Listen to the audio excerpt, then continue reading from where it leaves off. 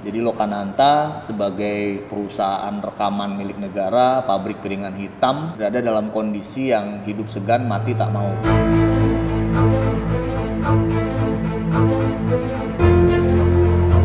Di tahun 90-an, Lokananta ini nasibnya agak menyedihkan sebetulnya. Yang menyedihkannya, anak muda di situ nggak tahu kalau Lokananta itu perusahaan rekaman pertama yang dimiliki oleh negara. Mereka taunya Lokananta Futsal. Sayang, kenapa? Gitu, karena arsipnya kan luar biasa. Dan hampir semua kaset tari yang saya pelajari itu produksi dari Lokananta. Pikir saya dulu bekerja di Lokananta ya kayak pengabdian gitu. Bagi saya Lokananta itu landmark ya. Jadi memang mungkin keberadaan Lokananta pun amat sangat dibutuhkan gitu. Bahkan suara proklamasi aja direkam di sini.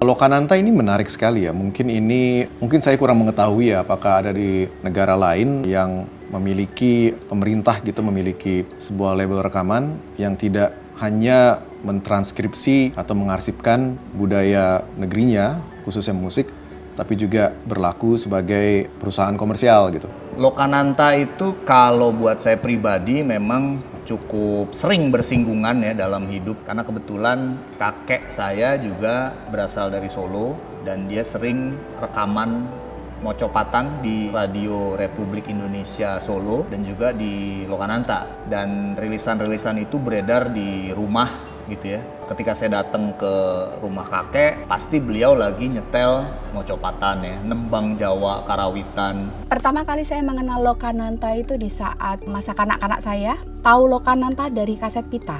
Karena saya mulai menapakkan kaki saya pada dunia seni dan budaya itu ketika masih kanak-kanak saya belajar nari. Dan hampir semua kaset tari yang saya pelajari itu produksi dari Lokananta. Beranjak agak besar, terus kaset-kaset dari Ibu Hajah Waljina, dari Esmanto, Totok Salmon, yang keroncong-keroncong itu juga produksi dari Lokananta.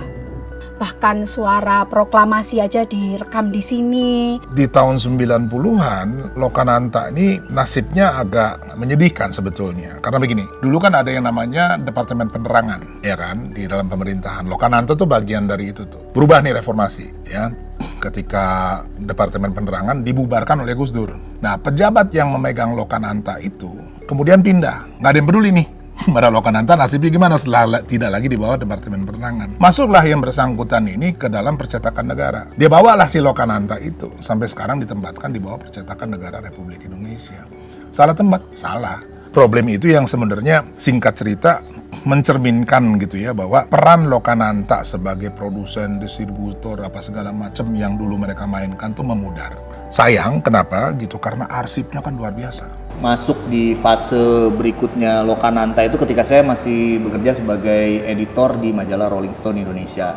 Tahun 2010, waktu itu ada salah satu stringer kita, koresponden yang ada di Surabaya, dia ingin menulis tentang Lokananta. Dia datang ke Lokananta pada era 2010 itu dan menemukan kondisi yang sangat memprihatinkan pada waktu itu. Jadi Lokananta sebagai perusahaan rekaman milik negara, pabrik piringan hitam yang dulunya berjaya gitu ya, berada dalam kondisi yang hidup segan, mati tak mau. Kami di Irama Nusantara itu menemukan beberapa piringan hitam 78 RPM dengan label To Indonesia Raya Fox, yang ternyata adalah itu bisa dibilang sebagai cikal bakal Lokananta, yang pada dasarnya kerjaan utamanya adalah membuat transkripsi musik tradisional Indonesia pastinya untuk menjadi materi siaran Radio Republik Indonesia. Jadi mereka akhirnya memperbanyak transkripsi tersebut dalam bentuk piringan hitam untuk dijual secara komersial.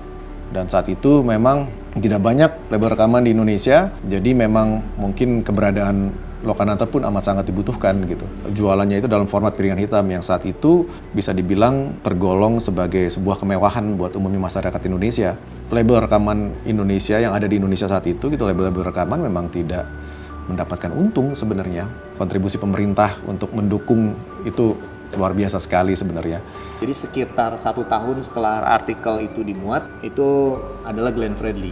Glenn Fredly kebetulan dia tampil di acara Old and New di Hotel Sunan yang letaknya persis di seberang Lokananta. Nah, di tahun 2011 waktu itu setelah soundcheck dia sempat nengok, dia kok kayak melihat gedung dengan fasad yang familiar nih. Dia datang ke tempat itu, oh ternyata ini Lokananta gitu. Dia survei ke studio, dia survei ke museum ala kadarnya yang waktu itu diinisiasi oleh pegawai-pegawai di sana gitu ya. Dan langsung impulsif gitu terpikirkan untuk oke, gue mau rekaman di sini. Karena dia merasa bahwa ini aset yang terlupakan dan itu kondisi yang akhirnya mengetuk hati Glenn gitu ya untuk melakukan proses rekaman di Lokananta. Akhirnya berlanjut ke campaign berikutnya setelah Glenn rekaman di sana ada White Shoes and the Couples Company rekaman juga album-album lagu daerah di sana. Kita bikin lagu daerah yuk gitu. Ngobrol sama David Tarigan yang pada waktu itu sebagai produser kita 2011 waktu sebenarnya di Solo. Selesai itu kita ke Lokananta. Yang menyedihkannya anak muda di situ nggak tahu kalau Lokananta itu perusahaan rekaman pertama yang dimiliki oleh negara. Mereka taunya Lokananta Futsal. Karena pada waktu itu dibikin futsal buat subsidi silang. Lihat, masih bisa rekaman di situ gitu. Jalanlah kita ke sana, seminggu kita rekaman. Atmosfer dan vibe tuanya dapat, plus kita pakai semua alat-alat lamanya itu dan kita take live kan di situ. Jadi peninggalan alat Lokananta itu semua boleh dikatakan made in luar negeri semua, Eropa semua. Ada yang termasuk Jepang juga ada. Jadi ya yang jelas peninggalan alat-alat Lokananta itu ya keren-keren saya rasa. Jadi saya pergunakan waktu 2007 itu sebetulnya masih kondisinya bagus sekali. Dan kemudian dilanjutkan dengan band counter ego-nya Efek Rumah Kaca ya, Pandai Besi. Mereka juga rekaman di sana. Ini jadi getuk tular nih. Ada Shaggy Dog gitu ya. Kemudian ada The Hydrant dan Slang gitu ya, rekaman juga di sana. Setelah kira-kira hampir 1 dekade ya isu bergulir ini, karena para pemangku kepentingan juga akhirnya mulai melihat gitu. Dan direplikasilah Lokananta menjadi creative hub ya dengan model seperti M-Block tapi ada unsur cagar budaya. Bagi saya Lokananta itu landmark ya, maksudnya dia memang sebuah tonggak, sebuah tanda gitu tentang usaha atau dukungan pemerintah terhadap musik dari satu negara gitu. Jadi begitu penting. Seharusnya memang segala sesuatu tentang musik Indonesia ada di sana gitu. Harus ada museum, harus ada perpustakaan, harus ada tempat arsip. Tapi memang pertanyaannya lebih pada mau seperti apa gitu. Lokananta sebagai label rekaman ini dijalankan. Tetap dibutuhkan pastinya dukungan terhadap perkembangan musik Indonesia terutama di daerah-daerah ya. Nah, bagaimana nanti Lokananta Records ini gitu ya dijalankan dan sejauh apa mereka punya visi gitu ya dalam inkarnasi terbaru ini gitu.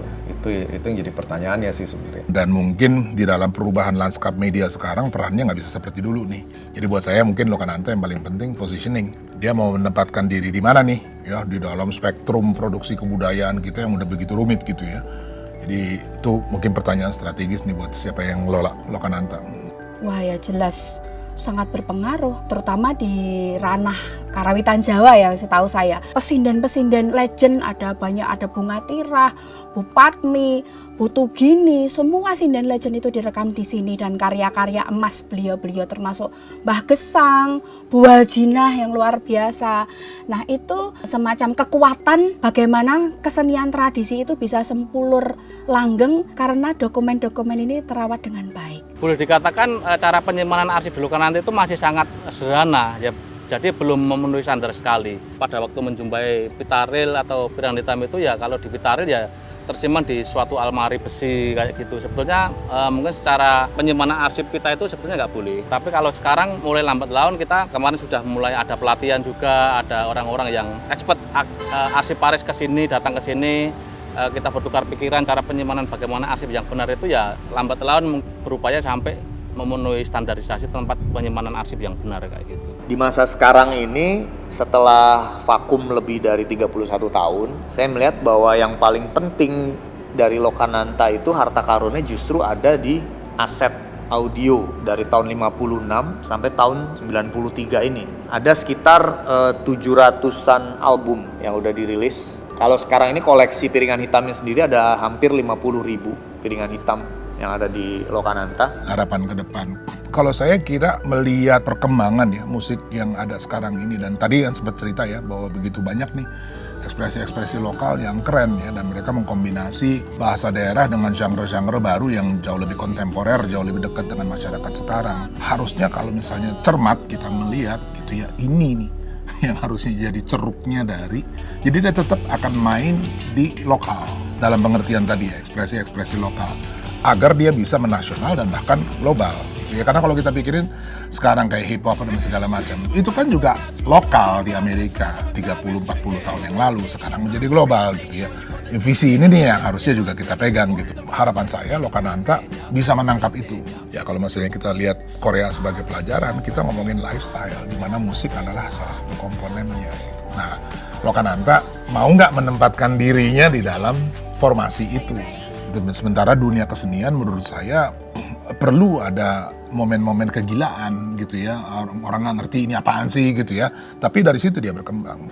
Kalau dulu sempat lost, kedepannya harapannya akan di-found oleh musisi-musisi muda. Karena yang paling penting itu menurut saya bukan melestarikan, tapi justru bagaimana bisa relevan lagi dengan zaman kekinian. Salah satu yang sudah menjadi bukti suksesnya itu adalah White Shoes kan. Dengan album-album menyanyikan lagu-lagu daerah dan mereka mendapatkan AMI Awards dari album yang direkam di Lokananta waktu itu. Kami di Irama Nusantara juga sadar gitu, banyak sekali sebenarnya kemungkinan yang bisa dibuat dari data-data yang kami miliki gitu. Nah, jadi yang kepikiran oleh Irama Nusantara adalah salah satunya adalah ketika kita melakukan transkripsi, bagaimana kita melakukan transkripsi sebaik-baiknya.